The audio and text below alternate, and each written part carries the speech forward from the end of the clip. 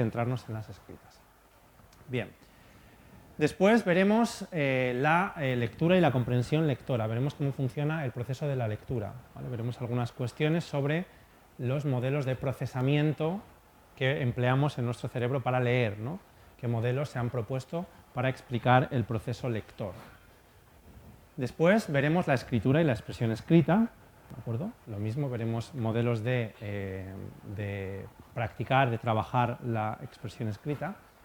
Y por último veremos algunas herramientas digitales para trabajar las destrezas escritas. En concreto trabajaremos con la plataforma Moodle, ¿de acuerdo? Vamos a ver qué herramientas, qué posibilidades nos ofrece la plataforma Moodle para trabajar destrezas escritas, ¿vale? Para trabajar este aspecto de las lenguas. Bien, como sabéis tenemos 3 días de clase, igual que en el anterior curso, ¿vale? Hoy empezamos hemos empezado un poquito más tarde, pero hasta las 4. Mañana tendremos el mismo horario y el jueves tendremos una sesión más breve, ¿vale? Saldremos a las 3. Bien, vamos a empezar por tanto con el primer módulo, el primer tema, que es la enseñanza y el aprendizaje de las destrezas comunicativas en general. Y vamos a empezar con un cuestionario inicial que os voy a plantear para que me deis vuestra opinión y hagamos aquí una reflexión conjunta de ideas, ¿vale? En primer lugar, para hablar una lengua correctamente, ¿es suficiente con dominar la gramática y el vocabulario? ¿Sí? ¿No? ¿Por qué? ¿Qué pensáis? ¿Para hablar una lengua bien, es suficiente con dominar la gramática y el vocabulario?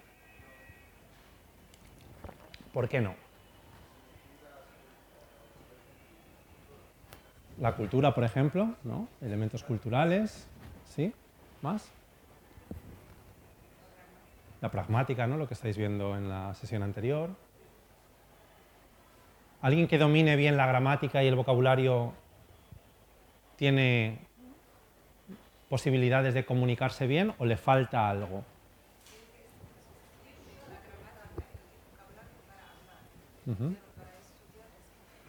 Necesitamos más cosas, ¿no? Necesitamos más competencias. Necesitamos, por ejemplo, el desarrollo de la competencia comunicativa que decimos, ¿no? La competencia comunicativa, cómo poner en uso esa gramática y ese vocabulario, ¿no? ¿Qué es más importante al aprender una lengua? ¿Hablar, escuchar, leer o escribir? Todos. Escuchar es más importante. ¿Por qué escuchar?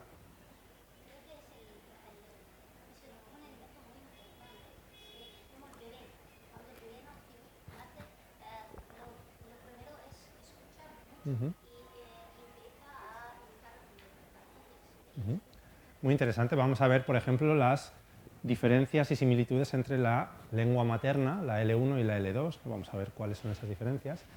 ¿Qué más pensáis? Habéis dicho todas, ¿no? Esa es la respuesta fácil, todas, ¿no? La otra respuesta es depende, ¿no? Depende de para qué quiera la lengua. Si la quiero para usar de una manera informal, solo para comunicarme oralmente, pues obviamente hablar y escuchar. Si la quiero para estudiar en un país donde se hable esa lengua y para escribir, pues obviamente necesito también leer y escribir, ¿no? Depende de muchos factores, ¿no? Depende de muchas cosas. ¿Es más difícil hablar o comprender cuando nos hablan? ¿Pensáis que es más difícil comprender? ¿Por qué? A ver, decidme. Si no comprendemos no podemos hablar. Más ideas. Cuando, en vuestro caso, habéis estudiado español, cuando empezasteis a estudiar español, ¿qué era más difícil? Hablar es difícil también, ¿no? ¿Hablar no? Al comienzo. ¿Escuchar a un hablante nativo y entenderlo, eso es fácil? Aquí depende, ¿no? Hablar es muy difícil, obviamente. Hablamos rápido. Claro, depende, ¿no? Hablar es difícil, pero bueno, depende de mí, ¿no? Yo pues puedo hacer uso de las estructuras gramaticales básicas que yo domino, vocabulario básico, pero claro, escuchar...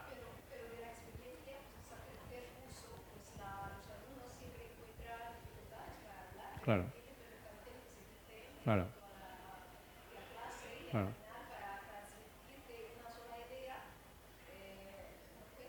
Claro.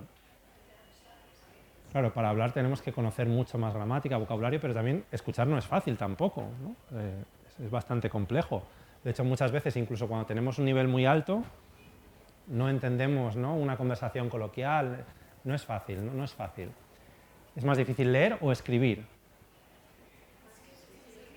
Yo creo que aquí es bastante, ¿no?, unánime la respuesta. Hablar, comprender, bueno, puede haber gente que piense que hablar, habrá gente que piense que comprender, pero entre leer y escribir, sin duda, escribir es mucho más difícil, ¿no? ¿Por qué es más difícil escribir? ¿Por qué pensáis? La ortografía a veces nos cuesta, puntuación, todas las reglas de ortografía, puntuación, la gramática de la lengua escrita, ¿no?, cambia también. Porque la lectura, pues, ves el texto y es fácil, pero a la hora de escribir, pues, a veces te equivocas. Claro.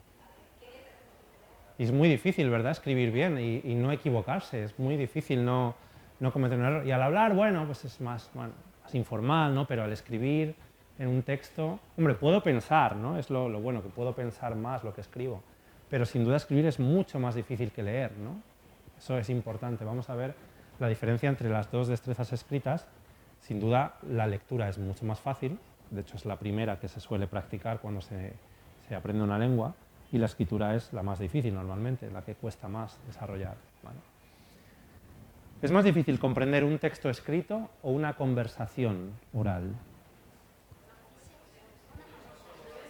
Una conversación oral.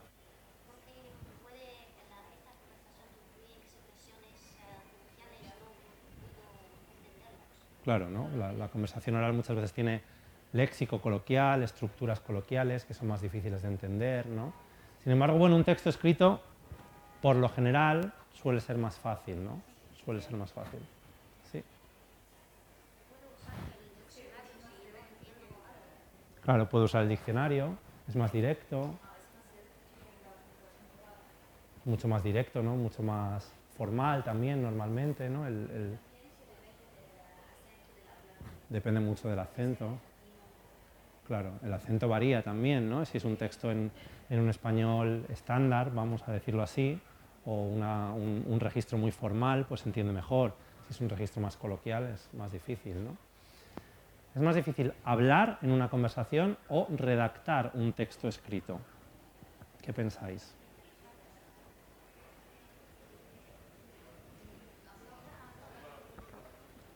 Hablar en una conversación, ¿por qué? ¿Por qué pensáis que es más difícil hablar que escribir un texto escrito?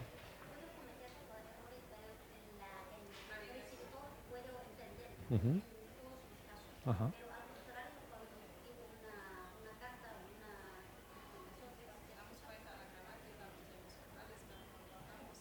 No nos damos cuenta, ¿no? Cuando hablamos no nos damos cuenta de la gramática, de los tiempos, ¿no?, de los múltiples errores que podemos cometer, ¿no? ¿Qué más pensáis? ¿Más ideas? ¿Piensas que es más fácil escribir que hablar? ¿Por qué? ¿Por qué para ti es más fácil escribir?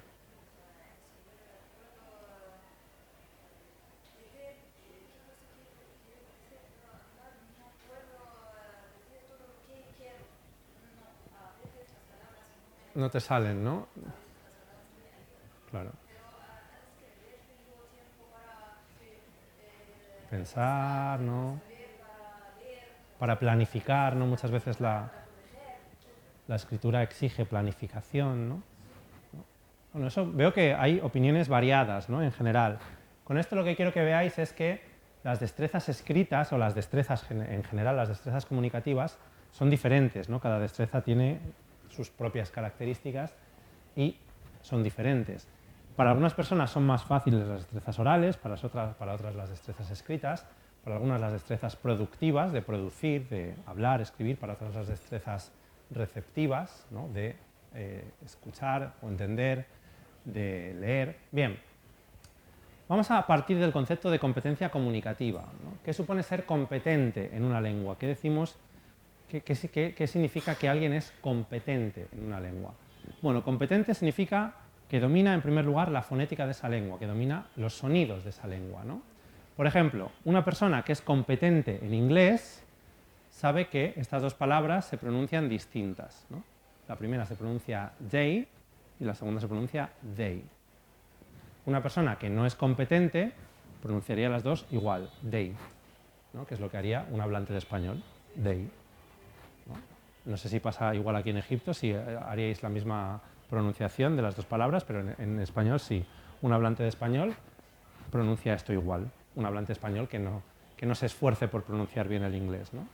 Bueno, pues eso es ser competente, distinguir que aquí hay un sonido y aquí hay otro sonido, que son dos sonidos distintos, ¿no? En este caso. Si yo os pregunto, ¿cuál de estas dos palabras es una palabra española? La primera, ¿podéis leerla? Balfote. ¿Y la segunda es española o no? ¿Qué pensáis? No es española. No es euskera. Fijaos, eso es ser competente en la lengua. Claro, tiene una fonética que es rara para el español, ¿no? Es rara para el español. Y si os digo que esta palabra que habéis dicho que es española es una palabra inventada, me la he inventado yo, pero a que suena española. ¿Por qué? Porque sigue los patrones fonéticos y fonológicos del español, ¿no? Balfote. La podemos pronunciar, suena español. Sin embargo, esta es mucho más difícil, ¿no? Encruma, no sabemos cómo encruma pronunciaríamos. Desde luego no suena español, no suena español. Eso también es ser competente, distinguir qué palabras o qué sonidos forman parte del sistema de la lengua y qué sonidos no forman parte del sistema de la lengua. Ser competente también supone ser competente en la gramática, obviamente, ¿no? Por ejemplo, sabemos que en una lengua como el español, por lo general, los adjetivos van después del sustantivo. Hoy decimos ojos azules, ¿no? No decimos azules ojos. Sin embargo, en otras lenguas sí se dice azules ojos, ¿no? Por ejemplo, en las lenguas germánicas, en inglés, en alemán, se dice blue eyes, ¿no? Primero el adjetivo y luego el nombre, ¿vale? Eso es gramática. Si yo os digo, mañana vamos a pamosar plantas en el jardín. Pamosar plantas en el jardín, ¿vale? Mañana vamos a pamosar plantas en el jardín. Y os pregunto, pamosar, ¿qué clase de palabra es? ¿Es un nombre, es un adjetivo? Es un verbo. ¿Por qué? Termina en AR, ¿no? Bien, es otro verbo inventado. Me lo he inventado yo, pero sabéis que es un verbo, ¿no? Sabéis que es un verbo. Y podéis deducir un significado, ¿no? Pues bueno, puede significar algo así como plantar, ¿no? Más o menos. ¿Podemos conjugar este verbo?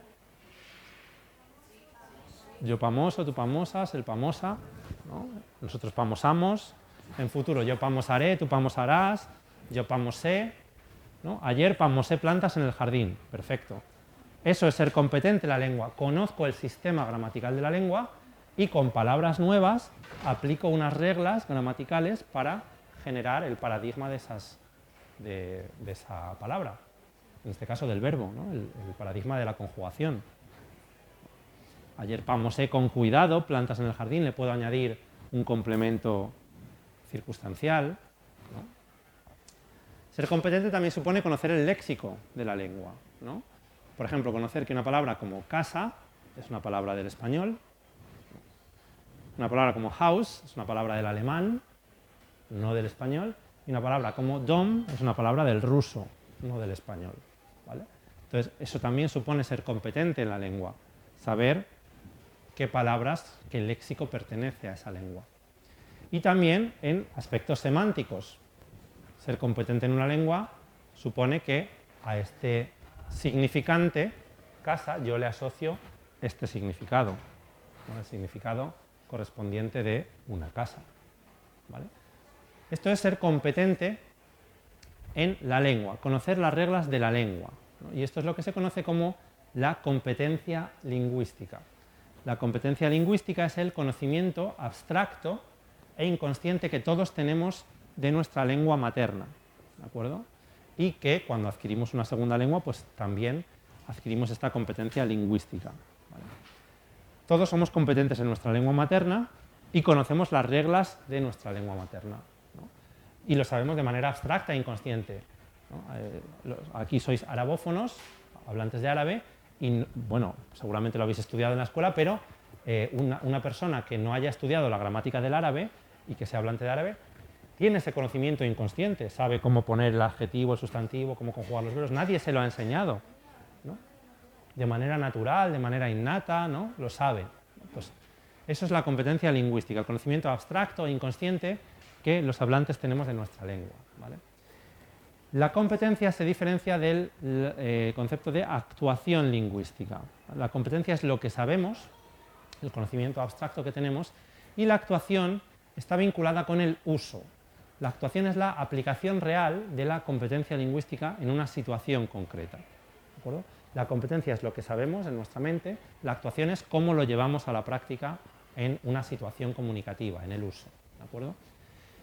En la actuación intervienen otros factores extralingüísticos, factores fisiológicos o psicológicos, factores externos, por ejemplo el cansancio, los nervios, ¿no? Los nervios, cuando hablamos una segunda lengua esto lo vemos mucho, nos ponemos nerviosos y lo que sabemos hacer bien por escrito en casa, luego al hablar con un hablante nativo nos ponemos muy nerviosos y no podemos hacerlo, ¿no? La falta de concentración, ¿no? Todos estos factores influyen en la actuación, pero tenemos que diferenciar la competencia, lo que sabemos, y la actuación, cómo lo aplicamos, ¿vale? Estos dos conceptos fundamentales. Bien, por lo tanto, se resumiría así: la competencia es aquello que sabemos, ¿de acuerdo? Lo que está en nuestra mente, la actuación, cómo lo usamos, ¿no? Cómo lo llevamos a la práctica en la situación comunicativa concreta, ¿vale? Esta es una diferencia fundamental de la lingüística, la competencia y la actuación, ¿de acuerdo?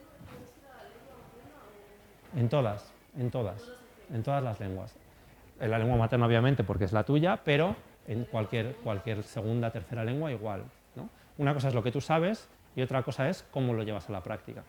Estoy seguro de que podéis pensar en casos, luego haremos una práctica, de yo sé perfectamente cómo se conjuga este verbo, pero luego al hablar lo conjugo mal. Eso es una diferencia de competencia-actuación. No, yo sé la conjugación, me la sé perfectamente, yo canté, tú cantaste, cantó, etc. Pero luego me equivoco, ¿no? Y digo cantú o lo que sea, o cantí, ¿vale? Bien. Por ejemplo, yo puedo decir una frase como: a mí me encanta tocar ese tipo de canciones con la guitarra en mi grupo de música, ¿vale? Una frase bien construida, ¿no? En español, etc. Reflejo la competencia lingüística de manera adecuada. Pero yo puedo decir, si me pongo nervioso o si tengo una falta de concentración, yo puedo decir algo así, como: yo me encanta tocarlas, las canciones, esas canciones, con la guitarra en el grupo. Eso es como yo he llevado a cabo mi competencia lingüística, ¿de acuerdo? Ha cambiado bastante, ¿no? No es exactamente lo mismo. Pero lo que nos interesa desde el punto de vista científico-lingüístico es la competencia, es averiguar esas reglas que hay ahí en nuestra mente, ¿no? Pero hay que tener en cuenta que eso muchas veces se traduce o se aplica de manera muy diversa, muy distinta. Yo puedo decir, el tema es difícil de explicar, ¿no? Bien, pero puedo decir algo como tema, a ver, es que no sé, que es difícil explicarlo, la verdad. Y fijaos qué diferente es la estructura gramatical, es muy distinta, más compleja, es mucho más conversacional, coloquial. Es por la actuación. Aquí ha influido un factor externo, ¿no? Un factor fisiológico, psicológico, cansancio, falta de atención, nervios, etc. ¿Vale? Bien. ¿Qué supone además ser competente en la lengua? Hemos dicho que conocer las reglas de la lengua, ¿no? Conocer las reglas de la lengua, la competencia lingüística. Pero no basta con la competencia lingüística. La competencia lingüística no es suficiente. Me lo habéis dicho antes. No es suficiente con saber la gramática, el léxico, o la fonética, si queréis, o la semántica. Hace falta algo más.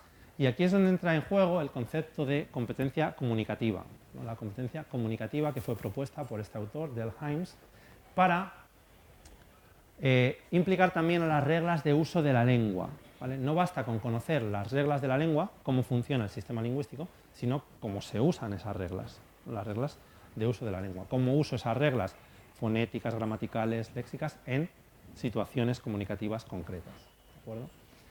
Y aquí es donde interviene el contexto sociohistórico, el contexto cultural en el que se produce la comunicación, ¿vale? Aquí es donde interfieren factores de tipo contextual, sociales, históricos, culturales, ¿no? La competencia comunicativa nos dice cuándo hablar y cuándo no. De qué hablar, de qué temas hablar, con quién, cuándo, dónde y en qué forma. Aquí es donde entra en juego también la pragmática, ¿no? Todas las cuestiones pragmáticas que afectan a la comunicación. ¿Vale? Es decir, la capacidad de formar enunciados que no solo sean gramaticalmente correctos, sino también socialmente apropiados. ¿Vale? Puede darse el caso, y se da muchas veces, cuando hablo una segunda lengua, que yo construyo secuencias correctas gramaticalmente, pero no suenan del todo naturales o no son apropiadas en el contexto, ¿no? La competencia lingüística es un concepto que propone la gramática generativa chomskiana, ¿de acuerdo? La competencia lingüística en los años 60. Y dejaba un poco de lado los aspectos socioculturales, ¿no?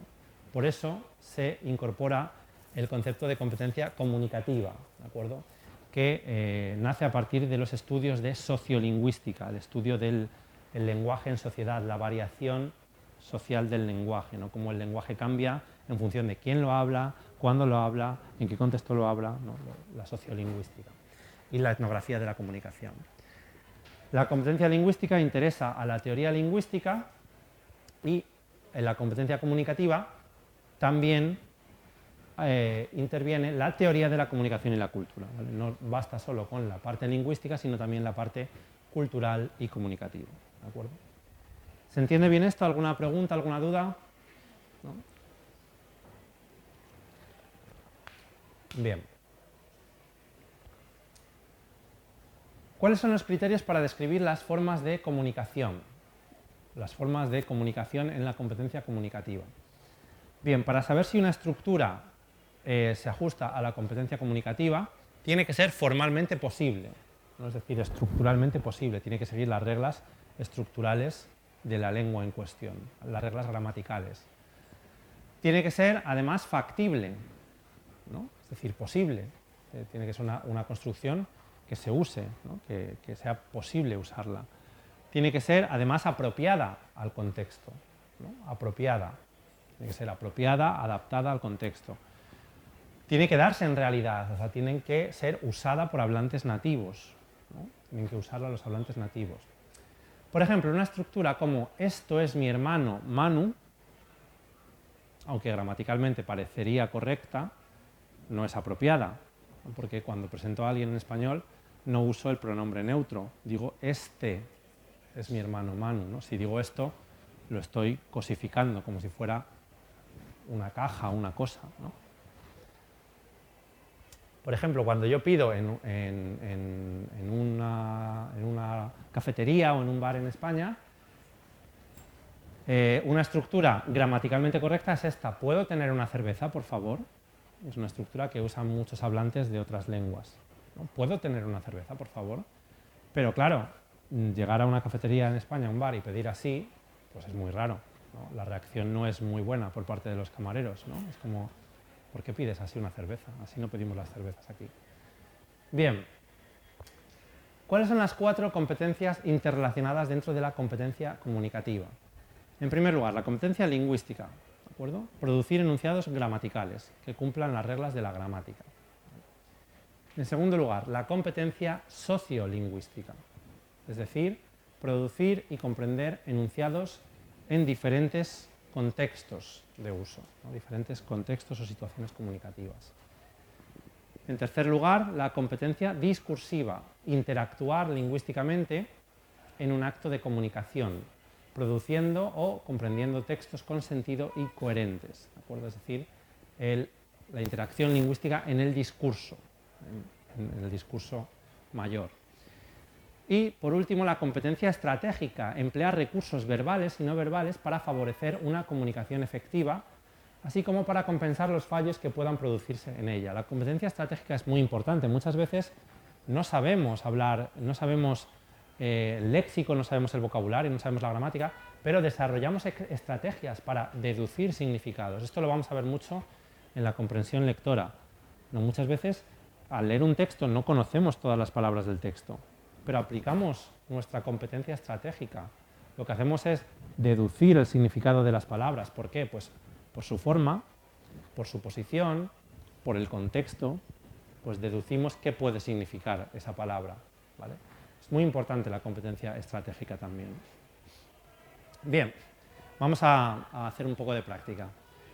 ¿Crees que a menudo nuestra actuación lingüística o uso en una lengua extranjera no se corresponde con nuestra competencia lingüística? Es decir, lo que sabemos no se corresponde con cómo hablamos. ¿Creéis que a menudo sucede esto?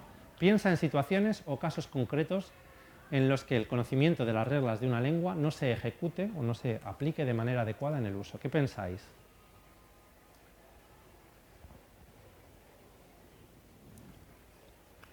¿Pensáis que muchas veces nuestra forma de hablar una lengua extranjera no se corresponde con todo lo que sabemos de esa lengua extranjera? Sí, ¿no? A ver, ¿por qué? Decidme por qué. Falta de práctica. Más. Falta de vocabulario. Influencia de la lengua materna, ¿no? La lengua materna influye mucho en cómo lo actuamos. Los componentes del español, ¿no? ¿Más? La situación, ¿no? Los factores pragmáticos externos. Pensad en casos concretos. ¿Os ha pasado alguna vez? Pensad en alguna situación que os haya pasado donde hayáis tenido que hablar español, en vuestro caso, y habréis dicho, madre mía, pero ¿por qué he hablado tan mal si yo esto sé hacerlo bien? ¿Os ha pasado alguna vez? Sí, a ver, decidme. ¿Cuándo os ha pasado?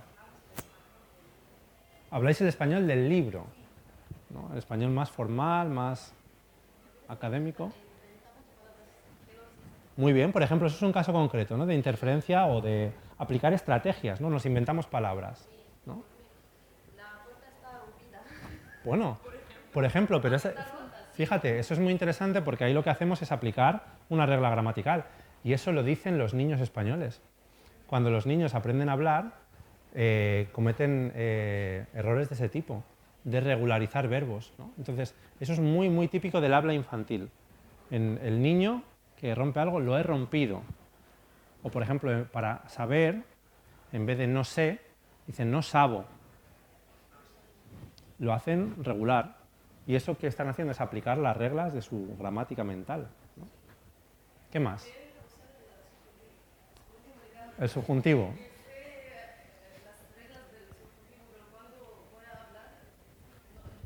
Exacto, ¿no? Por ejemplo, las múltiples reglas que hay del subjuntivo, ¿no? Las sabemos muy bien, vale, aquí es específico en específico, esto es un verbo de la cabeza, entonces tiene que ir en indicar.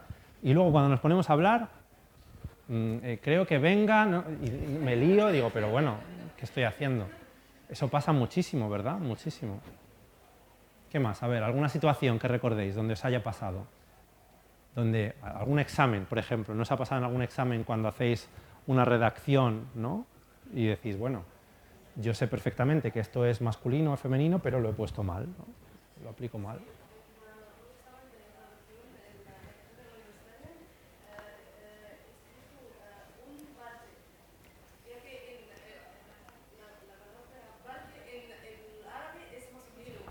Claro, pues por ejemplo ahí, eso es un caso de diferencia entre competencia y actuación, ¿no?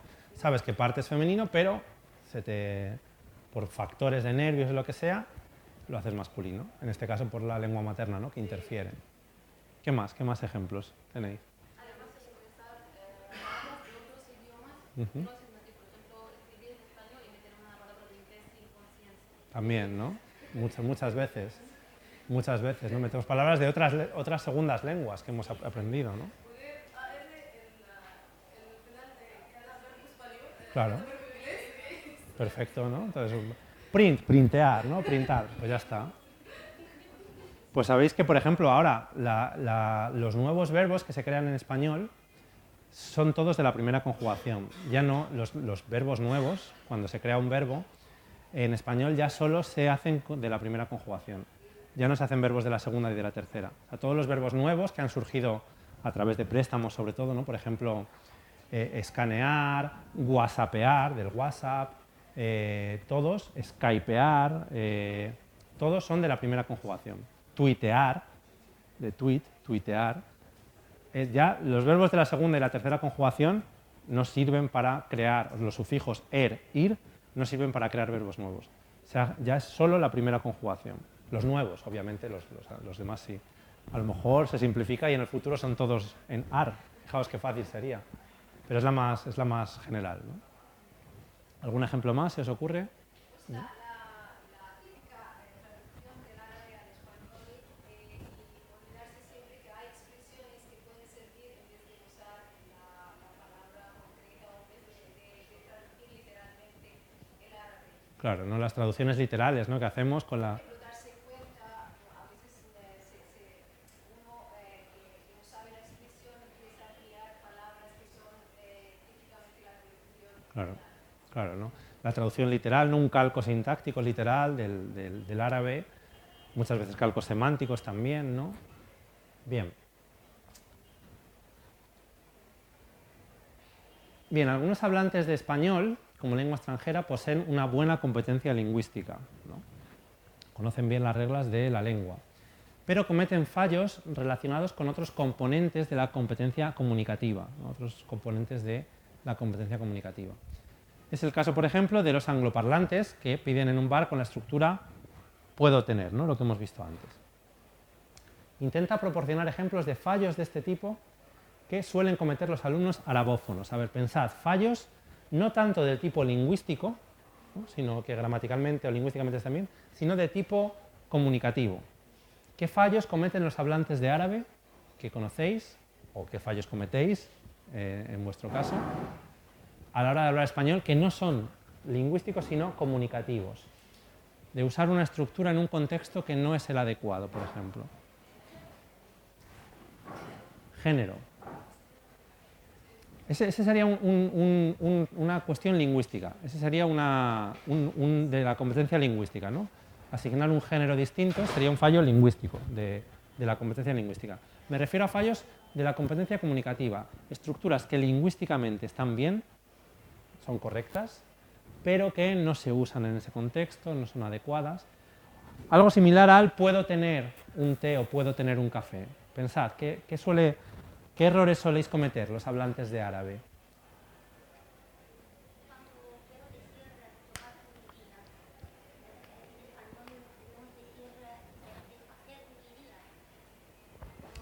¿Hacer, perdón?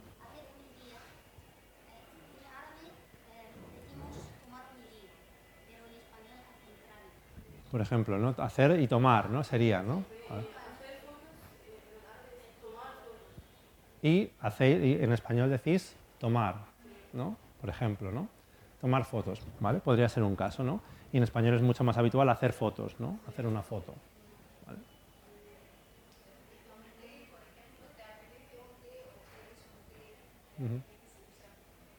Se usa más, ¿no?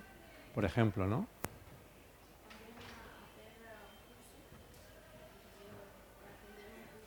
Atender, ¿no? Que es más raro, ¿no? Atender un curso, ¿no? Atender, sabéis que en español significa atender como estar atento, ¿no? Atender a la explicación, ¿no? Los alumnos atendieron a la explicación, ¿no? Por ejemplo. ¿Más? Por ejemplo. Por ejemplo, un refrán que no existe en español, ¿no?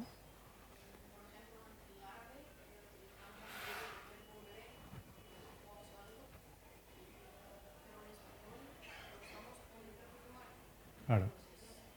Claro, tomar... Claro, mira, por ejemplo, ese es un ejemplo muy bueno, es verdad, ¿no? Beber café, vamos a beber un café.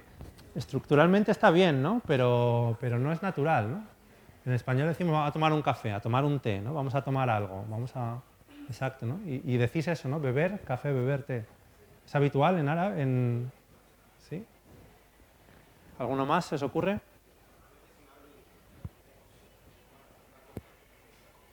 Tomar una copa de café, mira, muy interesante también, ¿no? Tomar una copa de café, que en español no diríamos, ¿no? Nunca. Tomar una copa es otra cosa. Tomar una taza de café tampoco, ¿no? O sea, usáis el recipiente, ¿no? En árabe. ¿Y es un fallo habitual? ¿Es una estructura? Sí, ¿no? Bueno, pues son todos fallos relacionados no con las reglas de la lengua, sino con las reglas de uso, ¿no? Y eso nos demuestra que es importante también conocer las reglas de uso de la lengua, ¿no? Cómo se aplican esas reglas a la situación comunicativa concreta. Bien.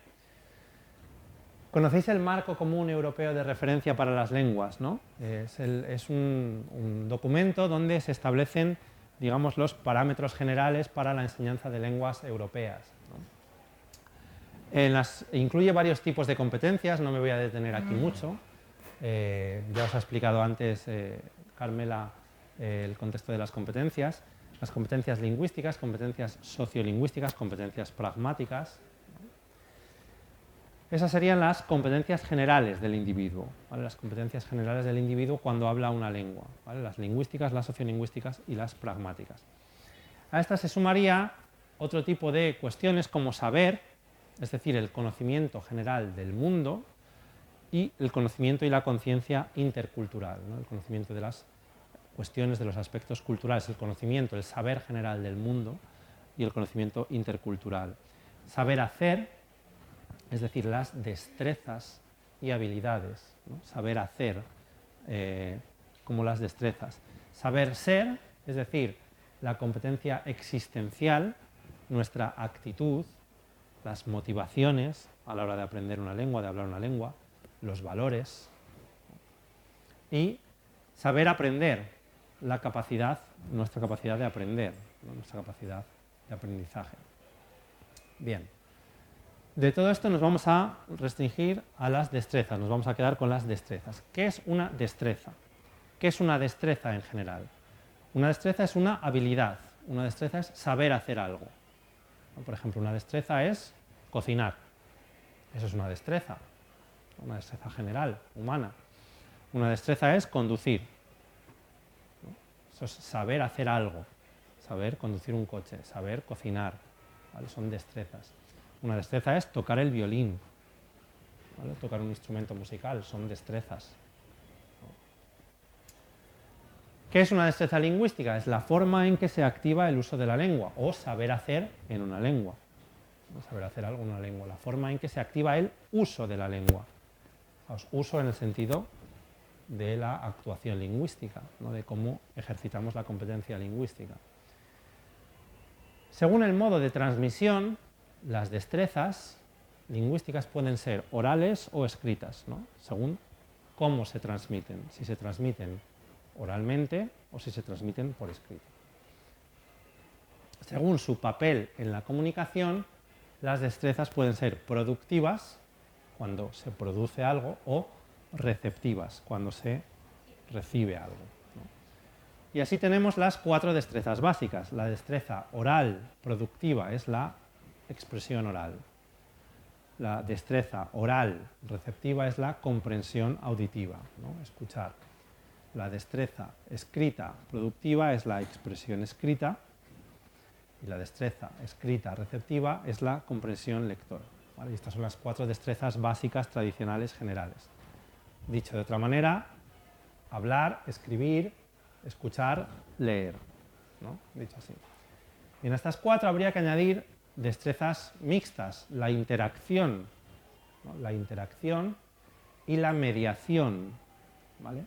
Son destrezas que mezclan lo productivo y lo receptivo. Por ejemplo, la interacción oral es la conversación, ¿no? Hablar y escuchar. Sería una destreza mixta donde combinamos comprensión auditiva y expresión oral.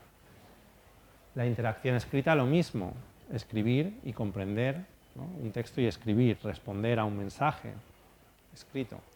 La mediación, por ejemplo, a través de la traducción, también, ¿no? Traducir un texto, es una cuestión de mediación, ¿vale? Bien, el análisis del discurso es lo que estudia es el conjunto de las destrezas, ¿de acuerdo? Estas destrezas son estudiadas por el análisis del discurso. Cuando hablamos de análisis del discurso, de lingüística textual, nos referimos tanto al discurso escrito, las destrezas escritas, análisis de textos, ¿vale? Como al discurso oral también, análisis de la conversación o del discurso oral, ¿vale? Y la disciplina lingüística que estudia esto es el análisis del discurso.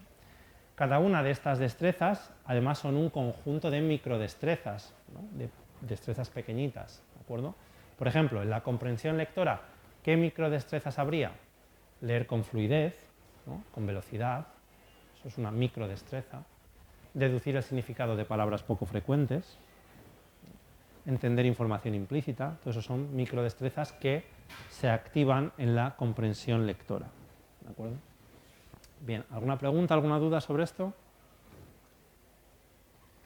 Nos vamos a centrar, por tanto, en las destrezas escritas en esta parte, ¿vale? La expresión escrita y la comprensión lectora. Y vamos a ver algunas cuestiones teóricas sobre las destrezas escritas y cómo trabajarlas de manera eficaz en la enseñanza de español como lengua extranjera.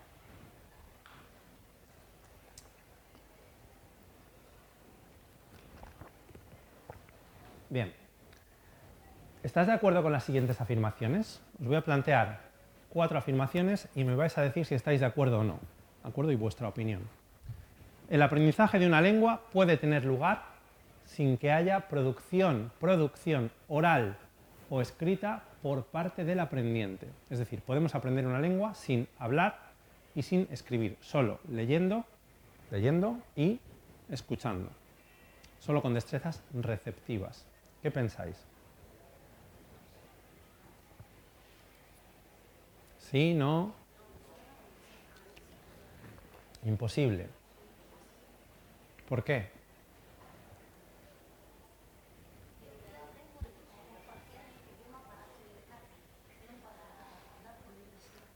Claro, pero no es la función, no es si lo puedo aprender para eso, sino si es posible aprender. No es la función de para qué quiero aprenderlo, sino si puedo aprender una lengua solo leyendo y escuchando, sin hablar. No se puede hablar. O sea, no lo aprendería bien del todo, ¿no? En tu opinión. Yo creo que sí, porque a mí me ha pasado con el italiano. Yo lo aprendí así, leyendo y escuchando. Claro, es que depende muchas veces, ¿no? Depende muchas veces.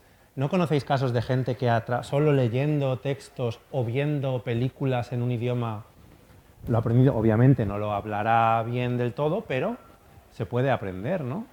Hasta un cierto porcentaje, o sea, el dominio al final va a ser hasta un... Exacto, ¿no? El dominio va a llegar a un cierto porcentaje, pero ¿no conocéis casos de gente que ha aprendido más o menos una lengua solo viendo películas o viendo la televisión en esa lengua?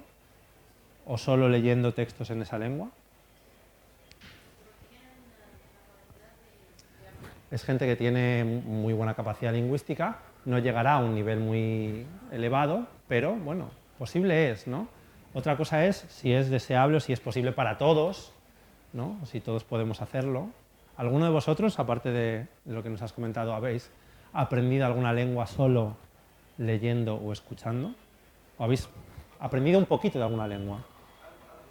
¿Algo? ¿De qué lengua? Del inglés, ¿no? Por ejemplo, viendo películas o viendo series, ¿no? Términos nuevos. ¿Más? Con el turco, ¿no? También viendo series en turco. ¿Se ven muchas series turcas aquí en Egipto? ¿Sí? Ah, sí, no sabía. Dobladas al árabe. Dobladas, no subtituladas, dobladas. Y también subtituladas. Y lo has aprendido con las subtituladas, claro. Interesante. ¿Más casos que se os ocurran? ¿No? El presidente, expresidente de Egipto, dijo que había empezado a hablar o a aprender alemán solo leyendo novelas. Fíjate. Cuando estuvo en la cárcel. Anda. Porque, tenía mucho tiempo libre. Claro. Y aprendió alemán leyendo novelas en alemán. Curioso. Sabía inglés, me imagino, ¿no? Entonces, claro. Claro, fijaos, muchas veces eso nos ayuda, ¿no? En tu caso el italiano, en ese caso el alemán. Es decir, si conocemos una lengua de la misma familia, ¿no? Pues si conocéis español, como todos aquí, pues a lo mejor es mucho más fácil para vosotros aprender portugués, o aprender italiano, o aprender francés, ¿no? Si conocemos inglés, bueno, pues tenemos ya un punto de partida para aprender alemán. Y a lo mejor hemos estudiado inglés, pero pues leyendo novelas alemanas, bueno, pues a lo mejor podemos aprender algo de alemán, ¿no? Interesante. Vamos con la 2. Para fijar los objetivos que se quieren conseguir, en una lengua, es recomendable saber cómo se aprende una lengua. Es decir, Para fijar qué pretendo yo, qué quiero yo con mi aprendizaje en una lengua, es bueno saber cómo funciona el proceso de aprendizaje de una lengua. ¿Qué pensáis? ¿Sí?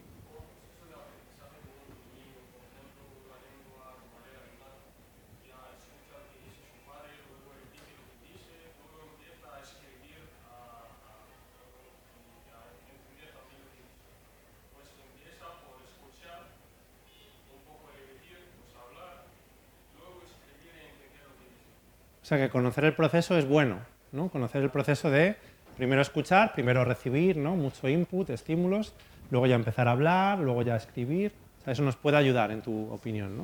Uh-huh. ¿Más opiniones?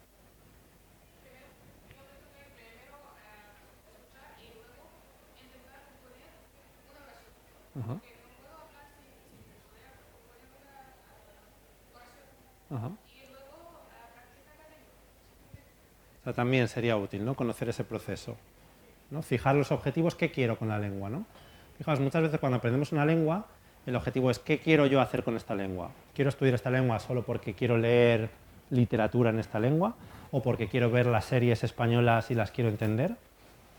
Dependiendo del objetivo va a cambiar también, ¿no? el proceso de aprendizaje. Si yo quiero aprender español para entender las series españolas o las películas españolas, el proceso debería ser distinto a si yo quiero aprender español para leer El Quijote. Muy distinto. O para leer novelas españolas. Claro, por eso les preguntamos, ¿no? Si yo quiero aprender español porque voy a trabajar en la industria turística y voy a recibir a turistas españoles, pues tengo que saber, ¿no? Otro tipo de conocimientos a si voy a aprender español porque voy a investigar sobre la literatura española, ¿no? Es muy distinto. En la lengua materna se enseña más a hablar que a leer o a escribir. En la lengua materna. ¿Sí? ¿Se enseña a hablar en la lengua materna, pensáis? Claro. ¿Enseñáis a hablar a vuestros bebés, a vuestros niños? ¿Os enseñaron a hablar cuando erais bebés?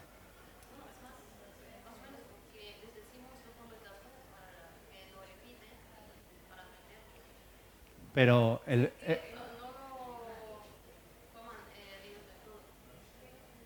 les damos estímulos en ese sentido, ¿no?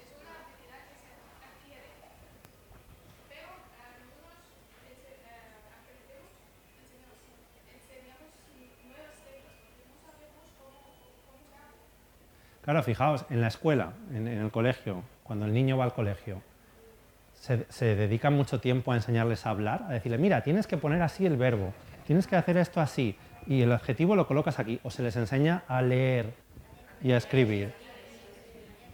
Hablar no se enseña en la escuela, ¿no? O sea, hablar, obviamente, necesitamos estímulo para desarrollar, pero es algo innato, es algo genético, innato, que está en nuestro cerebro, ¿no? Nacemos con la gramática ya aquí, solo tenemos que activarla, ¿no? Obviamente, pero es un instinto.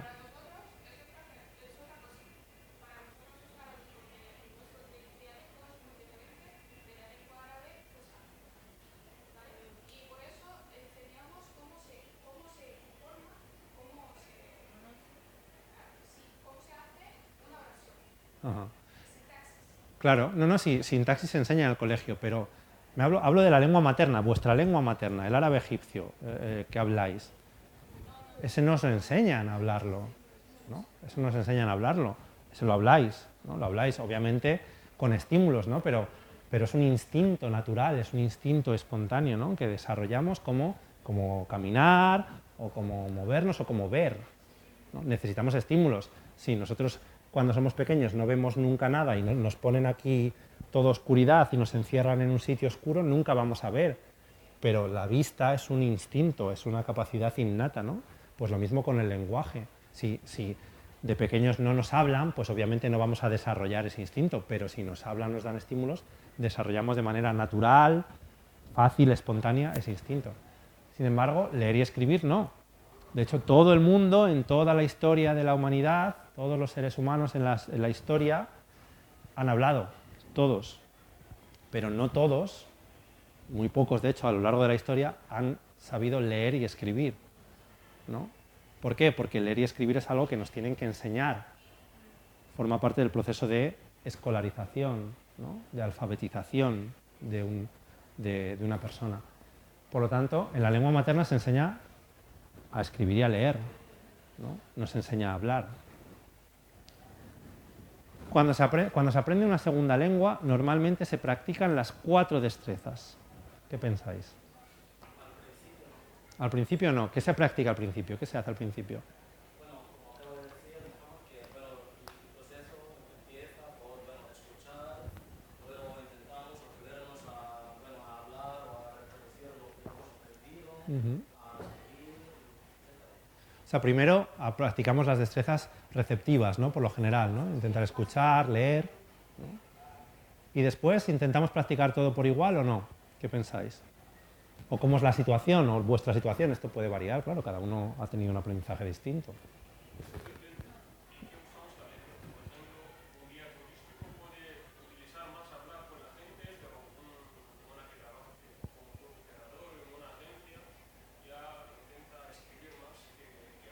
Claro. Claro, depende muchas veces del uso, ¿no? Y en general, por ejemplo, en el aprendizaje formal de una segunda lengua, vamos a pensar en vuestro aprendizaje de español aquí en Egipto. ¿Habéis practicado por igual las 4 destrezas o habéis practicado más algunas?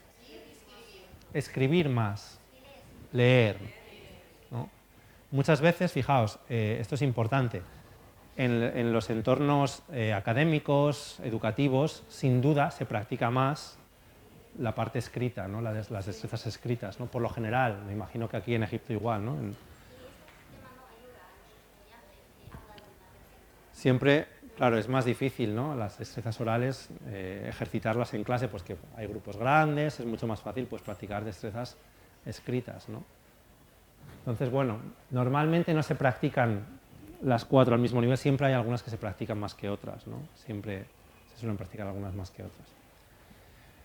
Bien, vamos a ver qué destrezas lingüísticas les interesa más adquirir a las siguientes personas, ¿vale? Me vais a decir, dentro de las destrezas... Ay, sí. Ay, gracias. Dentro de las destrezas, de las 4 destrezas, ¿cuáles les interesan a este tipo de perfiles de personas? ¿Vale? Por ejemplo, un turista que va a viajar un mes por el país. ¿Qué destrezas le interesan a esta persona? Un turista que va a viajar por un país. ¿Hablar? ¿Solo hablar? Escuchar, ¿no? Hablar sin duda, escuchar también, sin duda. ¿Alguna más? Leer también, ¿no? Un poquito, pues tendrá que leer, ¿no? Los carteles y los sitios, ¿no? ¿Escribir? No, en principio no, ¿no? A ver, depende, ¿no? Pero si va a hacer turismo, no, normalmente no va a tener que escribir mucho. Hombre, eso ya, entonces ya no tenemos que aprender lenguas, ¿no? Ya pronto vamos a llegar y con Google no... Pero sí, en principio escribir sería la menos necesaria, ¿no? Interesaría más destrezas orales, ¿no? Destrezas orales, hablar, escribir y un poquito de leer también, quizá, ¿no? Un inmigrante no cualificado que necesita buscar trabajo en un país. Un inmigrante que no tiene formación académica, ¿qué necesita? Hablar, escuchar las orales. Hablar y escuchar sobre todo. Con eso podría comunicarse, ¿no? En un nivel B1 al principio, pero luego si quiere escribir y leer, ¿no? Si quiere mejorar su posición, también tendrá que leer y escribir. Un profesor extranjero que ha obtenido una plaza en la universidad. Todos. ¿Por qué todas? Es un profesor.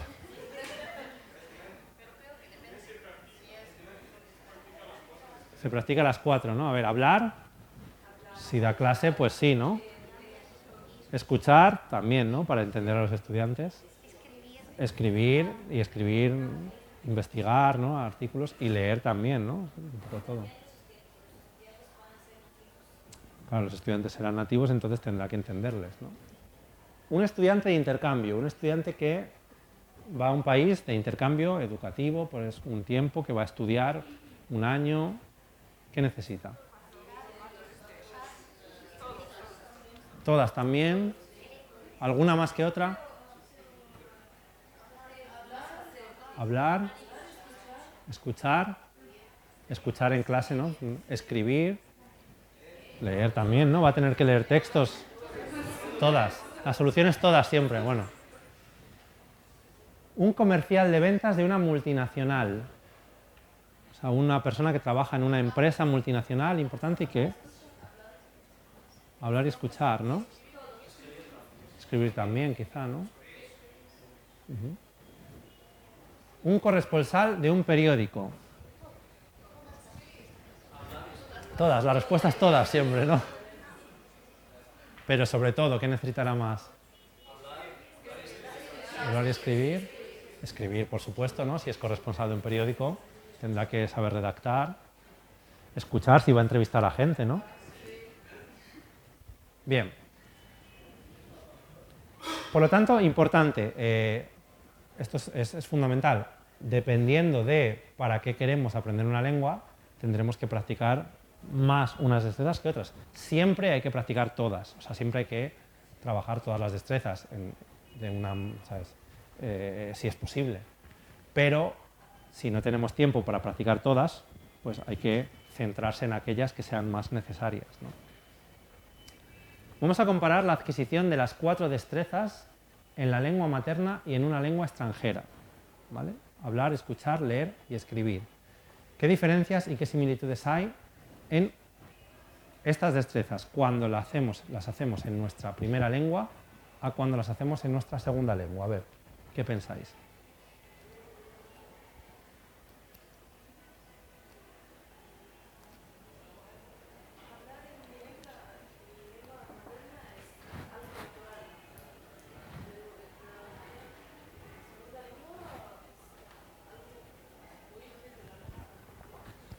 Muy bien, buena diferencia, ¿no? Una diferencia fundamental. La expresión oral, hablar, en la lengua materna no cuesta nada, es natural, lo hacemos de manera natural, espontánea, sin esfuerzo. En la segunda lengua no, es mucho más difícil. Más. Escribir es más fácil en la primera lengua que en la segunda también. Pero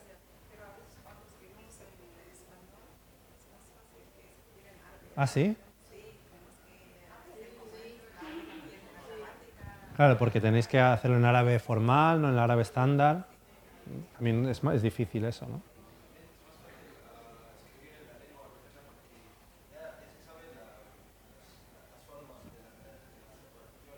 Ah.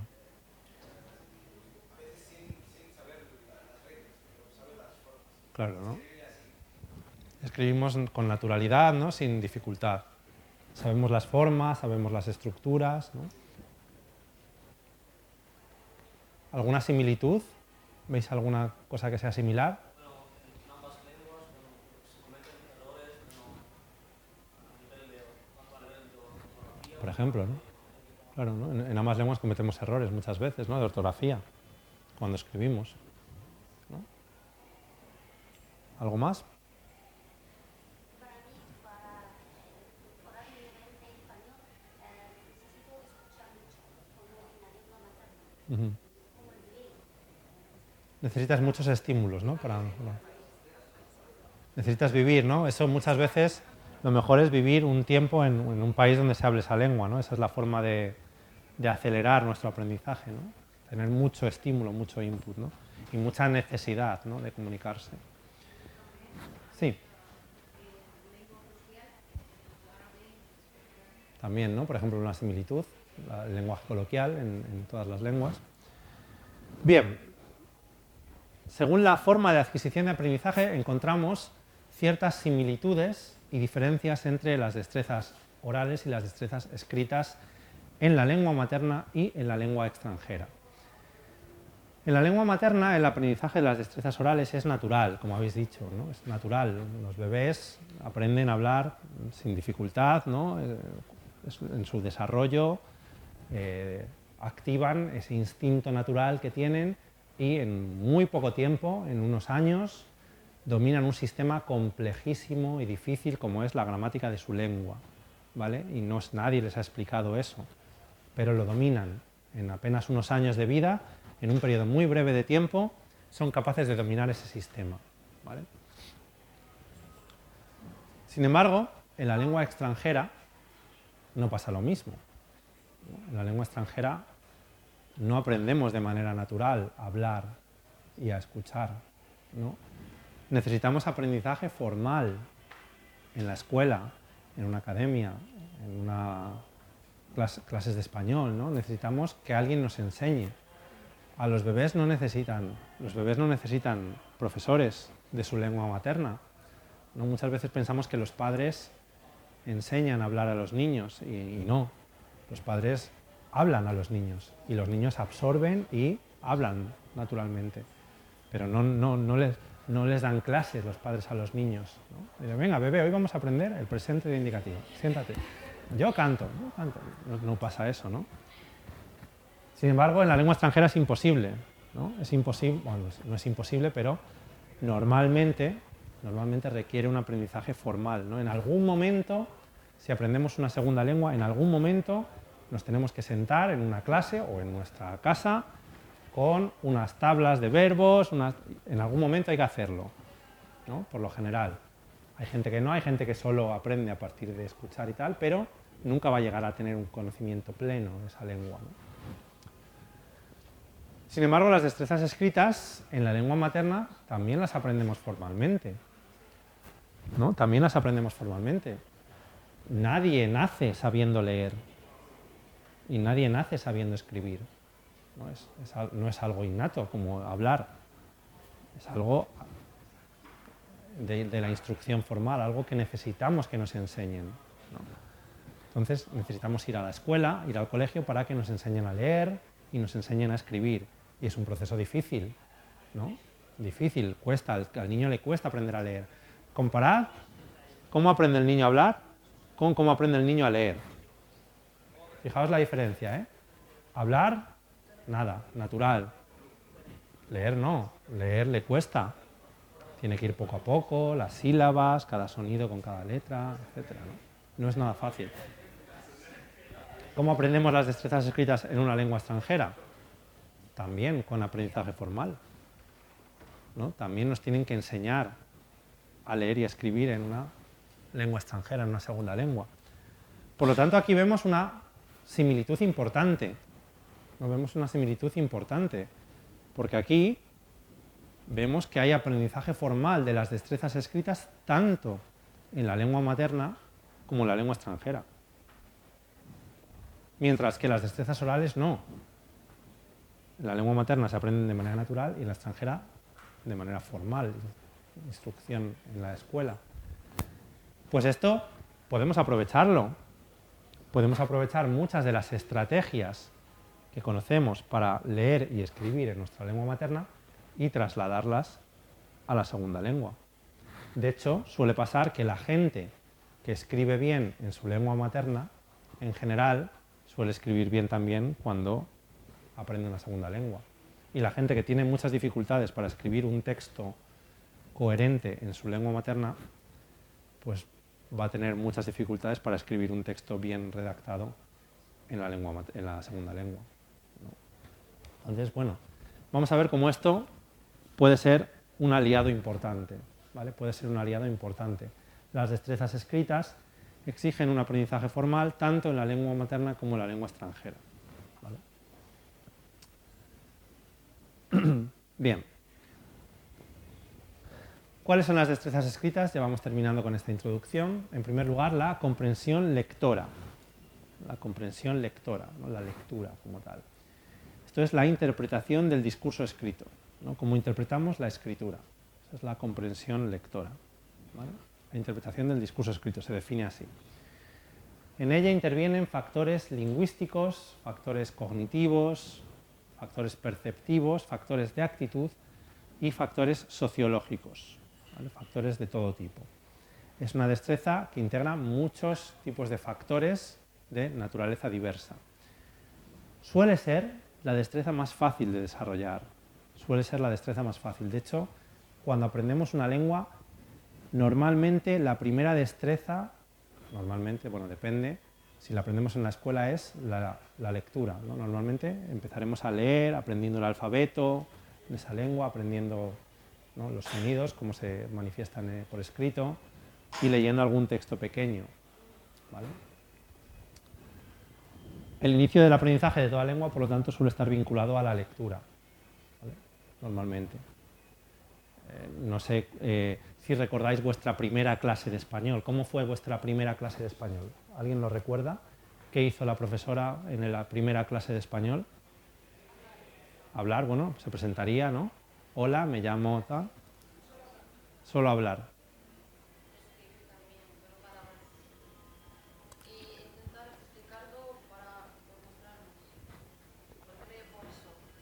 O sea, escribía en la pizarra y leíais, ¿no? Entonces ahí ya estamos viendo la lectura. Tendríais un libro, a lo mejor, unos apuntes, un material, ¿no? Y ahí pues tendríamos que leer los ejercicios, ¿no? La organización de las letras, me imagino, ¿no? Cómo se corresponden las letras y los sonidos, ¿no?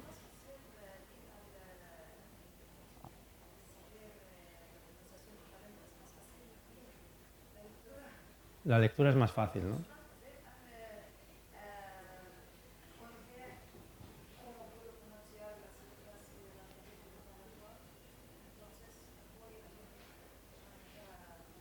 Claro. Claro, normalmente, dependiendo, en vuestro caso me imagino que el alfabeto latino lo habéis estudiado antes inglés que español, muchos, ¿no? Entonces el alfabeto latino lo conocéis por el inglés, ¿no? Me imagino. O sea, normalmente ya sabéis el alfabeto latino. Pero claro, si un hablante de árabe no ha estudiado nunca otra lengua con alfabeto latino, pues lo primero que tiene que aprender es el alfabeto latino, ¿no? El alfabeto latino para leer luego en español, ¿no? Pero bueno, lo mismo con el inglés. Me imagino que lo primero, cuando estudiasteis inglés, lo primero es el alfabeto, ¿no? Pero aquí en general, por lo que veo, prácticamente todo el mundo conoce los dos alfabetos, ¿no? El alfabeto árabe y el latino, ¿no?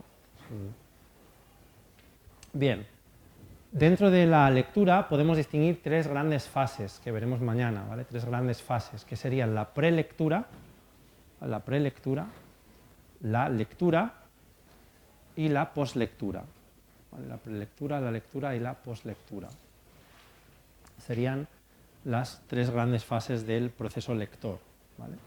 Hay una fase previa, que es la prelectura, la fase central, que sería la fase de lectura, y la fase de revisión, sería la poslectura, ¿vale? Mañana lo veremos con detalle. La expresión escrita, ¿cómo se define? Como la producción del lenguaje escrito. La expresión escrita es producir lenguaje escrito, escribir. La escritura es el código lingüístico más unitario y regulado de una lengua. La escritura es lo que unifica la lengua. En el caso del español, sabéis que el español es una lengua hablada por muchos millones de personas, con muchas variaciones dialectales, muchas diferencias fonéticas, pero todos usamos el mismo código escrito igual, ¿no? Entonces la escritura unifica mucho, ¿no? Por eso es importante que las lenguas tengan sistemas ortográficos homogéneos, ¿no?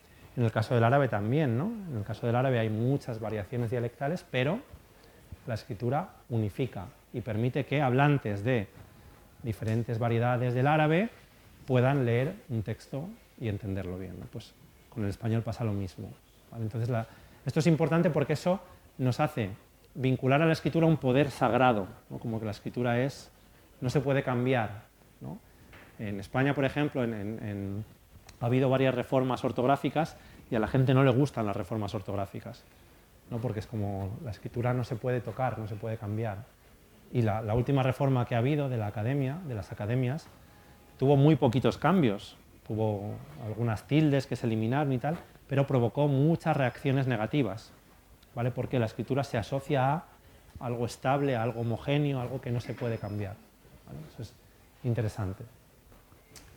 Y dentro de la expresión escrita podríamos distinguir grandes fases: la planificación, que sería la primera, y que es posiblemente, bueno, no sé si la más importante, pero muy importante, la planificación de lo que vamos a escribir, la redacción, la materialización y, para mí sí, la más importante sin duda, la revisión. ¿Vale? La revisión. Yo cuando enseño escritura, cuando enseño expresión escrita, siempre insisto en esta fase. Para mí es esencial, la fase de revisión. ¿De acuerdo? Por supuesto, todas las fases son importantes, pero revisar una y otra vez lo que he escrito. ¿Vale? Yo soy muy obsesivo con lo que escribo. Yo cada texto lo reviso 1000 veces. ¿Vale? Siempre. En la revisión vamos a cambiar, vamos a modificar, vamos a perfeccionar. ¿De acuerdo? La expresión escrita suele ser la destreza más compleja de desarrollar, ¿vale? Suele ser la más difícil, la que nos cuesta más, ¿no? Normalmente. La lectura suele ser la más fácil, la escritura suele ser la más difícil, ¿vale? Nos suele costar mucho llegar a escribir bien. Hablar también, ¿no? Hablar también es difícil, pero muchas veces la escritura, llegar a escribir un texto académico, bien redactado, sin ningún error, es muy, muy, muy, muy difícil. Cuesta mucho, aunque dominemos bien la lengua. ¿No? Especialmente en una tesis, ¿verdad? En una tesis académica, en una tesis de máster, una tesis doctoral, es tremendamente difícil escribir bien, ¿no? en una segunda lengua. Bien, ¿alguna pregunta sobre esto? ¿Alguna duda? ¿No? A pesar de ser la destreza más difícil, o precisamente por ser la destreza más difícil, normalmente esta destreza es la que tiene menor presencia en las clases, es la que se trabaja menos, ¿no? Porque el profesor dice, es muy difícil enseñar a escribir, ¿no? Entonces no se lleva a la práctica tanto como se debería, ¿no? Normalmente. Bien, vamos a terminar con esta práctica, esta parte introductoria. Vais a elaborar una lista de posibles perfiles de estudiantes de español como lengua extranjera a los que les conviene especialmente la práctica de las destrezas escritas. Os voy a dejar un poco de tiempo para que lo hagáis en pequeños grupos, ¿de acuerdo? Lo comentéis con los compañeros y me digáis perfiles de estudiantes, tipos de estudiantes que pensáis que necesitan practicar específicamente las destrezas escritas. ¿Qué tipos de estudiantes, qué tipos de personas que aprenden una lengua deberían practicar con más detenimiento las destrezas escritas? ¿Vale? Os dejo un tiempo para que lo habléis y lo pongáis en común.